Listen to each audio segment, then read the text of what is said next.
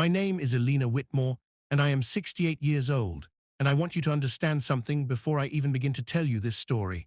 I'm not someone who cries easily. I'm not someone who falls apart in public. I spent decades building myself into a woman who holds her composure when the world around her is crumbling.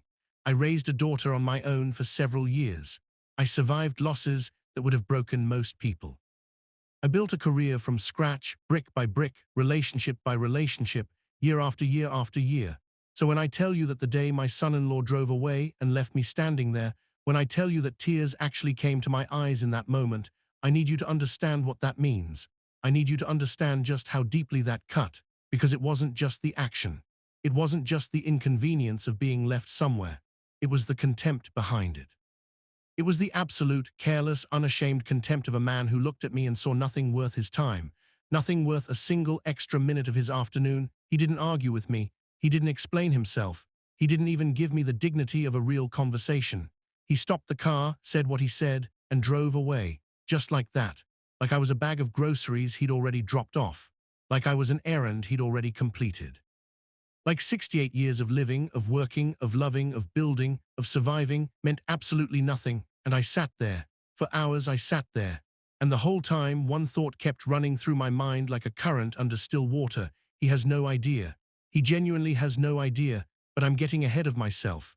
Let me start from the beginning, because this story didn't begin that afternoon. This story began years ago, in ways that my son-in-law never knew about and never bothered to ask about.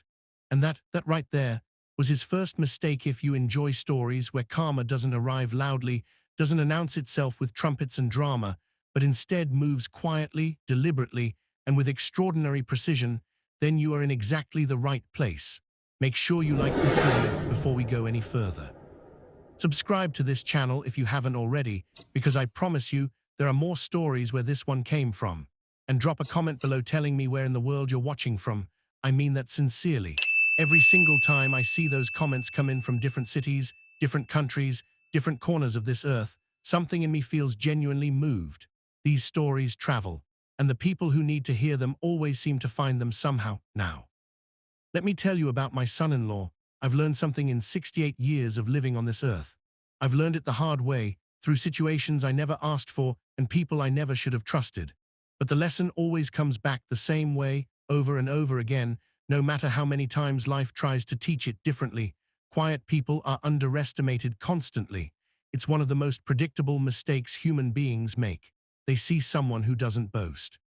Someone who doesn't feel the need to announce what they've accomplished or what they're capable of.